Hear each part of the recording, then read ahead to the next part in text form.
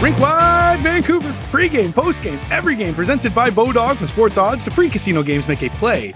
Bodog.net. Wadden and JPat here with you once again with another edition of the pregame show as we are getting down to the final three, the final road trip of the season for the Canucks. They're in La La Land to face a Kings team that, well, is going to be playing desperate right now.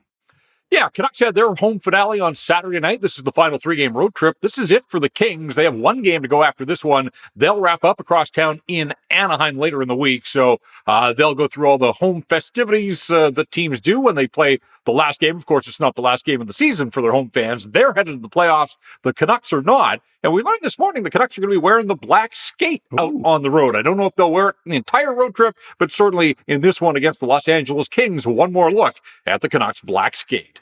Let's get to the lineup change. It's presented by Delaney's OK Tire out on Fraser Highway in Langley. Looks like EP40 going to be flanked by a couple of Russians tonight.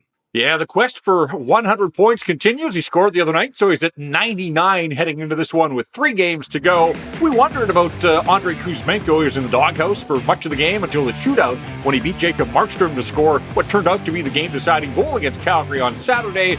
But Talkett's done this before, puts a guy on the bench, but then gives him an opportunity. So Kuzmenko back on the wing with Elias Pettersson and Vitaly Kravtsov getting that opportunity. Didn't do a whole lot with it the other night. We'll see what he can do with a countryman on the other side. So that looks like the Canucks top line. The rest of the forwards remain the same. Aiden McDonough will be a healthy scratch again. And of course, they're rolling with just 6 healthy defensemen. So that means Cole McWard, who scored his first NHL goal, he'll play his third NHL game. Akito Hirose feels like a veteran now with the games that he has logged. And Colin Delia gets the start in goal for the first time since a loss to Seattle in the middle of that homestand. And Rick Tocchet said this was the plan, so you'd have to imagine that Delia will get 2 of the 3 starts on this road trip.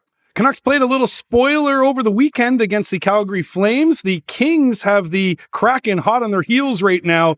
LA's going to need 2 points tonight. I would think this would be a fairly desperate LA team, not so much because of the fact they're trying to fend off the Seattle Kraken. I mean, there's still so much up in the air in terms of where they're going to finish and who they'll face in the playoffs, but you want to be playing your best hockey when you get to the postseason. The Kings have dropped 3 in a row and 5 of 7. Now, one of the wins in that stretch was at Rogers Arena against the Canucks last week. So they had the Canucks number then. Remember, Alex Iafallo had the game of his season, maybe the game of his life. Whatever the case, the Vancouver Canucks, yeah, they played spoilers and put a big dent in the Calgary Flames playoff chances. We'll see what they could do to throw a wrench in the Kings' plans to try to find their game here with just 2 games to go. Offense has been a weapon for the Canucks this season, but it's dried up as of recent.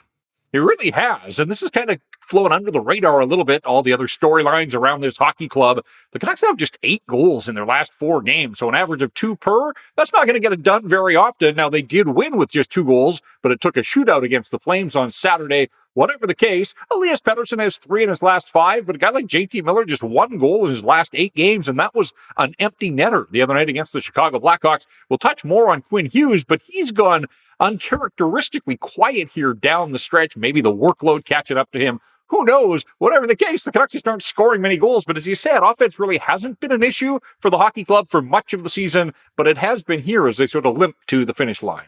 LA does not play run and gun hockey. They will grind you down.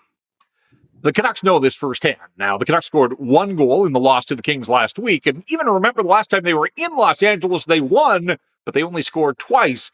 And so 3 goals in the last 2 games that they've seen against the Los Angeles Kings. And again, the Kings trying to round up their game here, trying to get it in shape for the playoffs. So I think you're going to see an LA team trying to lock it down tonight. We'll see if the Canucks can grind through, and maybe a game like the other night against Calgary was good preparation for what they can expect against the Kings tonight.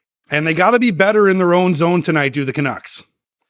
43 shots the other night. The Calgary Flames had 43 shots. Now, that included overtime, but the 43 was a season high for the Vancouver Canucks in terms of the number of shots surrendered. And, of course, the last time they were at Crypto.com, they gave up 40, and Thatcher Demko was at the top of his game. So Rick Tocchet again, still in that evaluation process here late in the season, running out of chances to see what his team can do.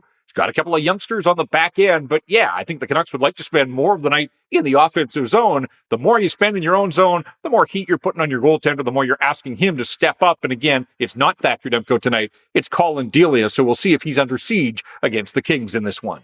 Well, let's focus in on the Kings now, who have had a great season, but they've been limping towards the finish line. 100 points, They're heading to the playoffs, but they're not playing their best hockey right now. Lost 4-3 the other night against the Colorado Avalanche on this 3-game losing streak. They've lost to some good teams, Colorado, Vegas, and the Edmonton Oilers, but those are the types of teams that they're going to match up here against in the playoffs coming up shortly. So they can't be happy with the way things are going. Todd McLeod's going to want to get his team back on track here tonight, and I'm sure they see the Canucks as an opportunity to do just that. And you mentioned it earlier, but still plenty to play for Los Angeles with Seattle right there behind them. Kraken are 2 back, and Seattle does have a game in hand. Now, there are so many moving parts in all of this. If Los Angeles finishes in the 3rd slot in the Pacific, they'll likely play the Edmonton Oilers, but the Oilers are still trying to wrap up a top spot in the division and finish ahead of the Vegas Golden Knights, so that's a possibility. Of course, if Seattle was to move past Los Angeles, they dropped into one of the wild card spots, then they could play a team in the Central Division. Again, a ton of moving parts, but this 3-game losing streak has let the Kings know that they will not be starting at home. So they won't have home ice. That much they know. They don't know where they're going, but they'll be heading out on the road to start the playoffs in just over a week's time. Which is unfortunate if you're a Kings fan, because LA has been very good at home. Now, if they can get a split out on the road in the start of their playoffs, then they come back to Crypto.com. 25 victories on the season. A win tonight in their home finale would match the franchise record for wins in a season on home ice. So they're shooting for the 26th win of the year. They'll see if they can get it against the Vancouver Canucks. If they do, this year's Kings team will find a spot in the franchise record book. And this year's version of Anze Kopitar has been one of his best in his NHL career. Turning back the clock, had 3 assists, was in on all 3 of the LA goals the other night against Colorado. Unfortunately, came up a goal short in that 4-3 loss. But yeah, Kopitar's tied with Kevin Fiala for the team lead. He's up to 72 points on the season. And at the age of 35, he'll be 36 in the summer. But he's having his best statistical season in 5 years since he had a 92-point season before COVID was a thing. So he's been a terrific player, one of the best 200-foot players in the National Hockey League, but spending a lot of time in the offensive zone this season and coming through. He's been a key piece for the Kings, and if they're going to go anywhere in the playoffs, they're going to need more of that from Anze Kopitar. So he's having a terrific season, and it looks like there's a real sort of sprint to the finish here to see who's going to finish first in scoring for the LA Kings a night like tonight. Could go a long way in deciding that. Let's get to the stat that stands out. It's presented by Jason Hominick at Jason.Mortgage. Well, we talked about Anze Kopitar. We mentioned Kevin Fiala. The other member of the Los Angeles Kings that the Vancouver Canucks have to keep an eye on is Adrian Kempe, one of the speedsters in the National Hockey League. Remember, he had the penalty shot that Thatcher Demko turned aside the last time the Canucks were in Los Angeles. Kempe scored twice the other night against Colorado. He's up to 38 goals on the season. That is the most goals by a Los Angeles King player since Ziggy Palffy back in the year 2000, 2001, and I couldn't resist the opportunity to get a Zygmunt Palffy reference into the pregame show here. So it's been a while since a Los Angeles King player has scored 38, 2 more to go here. A real chance for Adrian Kempe to hit the 40-goal mark on the season. That, to me, is a stat that stands out. A presentation of Jason Hominick at Jason.Mortgage. All right, time now for my Bodog Best Bet. No Ziggy Palffy in this one, although he did have that fantastic mullet. I've got Elias Pettersson, 2 or more points tonight. I think he gets over the 100-point mark. JPat, and I think he adds another one, maybe 3, maybe 4. Who knows? All I need is 2 or more at plus 155. Love that value. Love Elias Pettersson to get over the 100-point mark tonight and rack up 2 or more. I hope he gets to 100 tonight. I hope he doesn't leave it to chance. And of course, leaving it to chance, there'd still be 2 more games. The Canucks are in Anaheim on Tuesday and then finish in Arizona on Thursday. I still think he gets there, but wow, 4-point prediction?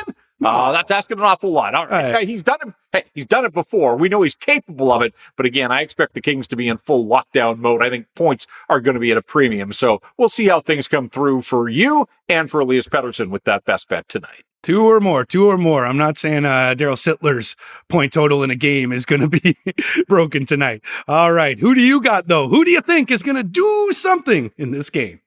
Well, I mentioned earlier that the Canucks offense has gone quiet. A big part of that is the power play, 2 for its last 17. The last power play goal was Vitaly Kravtsov in the second power play unit against Chicago the other night. So the top unit really has gone ice cold here down the stretch. And again, I do wonder if some of these players that Rick Tocchet has leaned on, if they're hitting the wall. We know Quinn Hughes was sick last week and playing through an illness. Quinn Hughes is my do-something guy, though, tonight. How about this? He's played 280 National Hockey League games in his young career. Only 3 times has he gone 4 straight without a point, and that's where we find him right now. He had an assist at the outset of the last homestand against the Calgary Flames, but in the 4 games that followed, not a single point for Quinn Hughes. I mean, this guy has been so productive and so consistent that it's a surprise to hear that never in his young career has he gone 5 without a point. I can't imagine that it happens here tonight. I hope he's over the illness, and with 3 to go, I hope Quinn Hughes finishes up strong. Maybe he gets a point on Elias Pettersson's 100th point in the National Hockey League this season, so we'll see how all that plays out, but Quinn Hughes certainly a little bit quiet, uncharacteristically quiet, but I think he makes some noise in this one, so Quinn Hughes is my do-something candidate for the Vancouver Canucks tonight. All right, the final 3 games all on the road for the Canucks. Let's see if they can slay the Kings down in LA tonight. This has been another edition of the Rink Wide Vancouver podcast presented by Bodog. For Jeff Patterson, I'm Andrew Wadden. Remember, Rink Wide is the show that always scores.